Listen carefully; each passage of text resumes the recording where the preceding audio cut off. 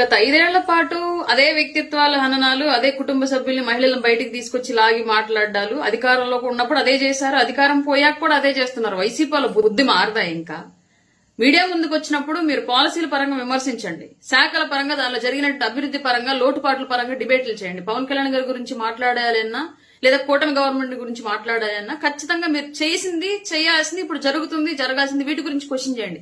ఎంతసేపటికి personal విషయాలైనా media ముందుకు వచ్చి పవన్ కళ్యాణ్ గారి భార్యని, చంద్రబాబు నాయుడు గారి భార్యని, బీఆర్ నాయుడు గారిని, ఆయన కుటుంబాన్ని ఆ రోజాతో అనిపించడం ఎలా?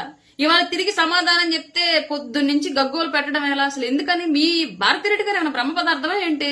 ఆవిడంటే మీరందరూ గగ్గోలు పెట్టేస్తున్నారు, బట్ మమ్మల్ని మాత్రం గత 5 ఏళ్ల పాటు మీ ఇష్టం వచ్చినట్టుగా వ్యక్తిత్వ హననాన్ని పాల్పడ్డారు కదా.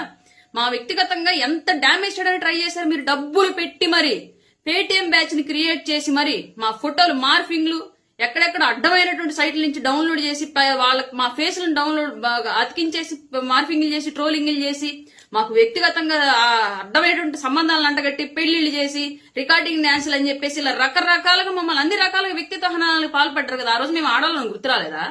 భారతిరెడ్డి పుట్టినట్టు మేము పుట్టలేదా? భారతిరెడ్డిని పెంచినట్టు మా తల్లిదండ్రులు మమ్మల్ని పెంచలేదా? మమ్మల్ని అన్నప్పుడు బాధ లేదా మాకు? ఆ రోజు మీకు ఎవరికి సిగ్గు, బుద్ధి, ఏ జ్ఞానం, ఏ బుర్రలో లేవా? ఇవాళ జగన్మోహన్ రెడ్డి గారి గురించి అలాగే భారతిరెడ్డి గారి గురించి మాట్లాడడంలో మీ అందరికి బాధలు వచ్చేస్తున్నాయా?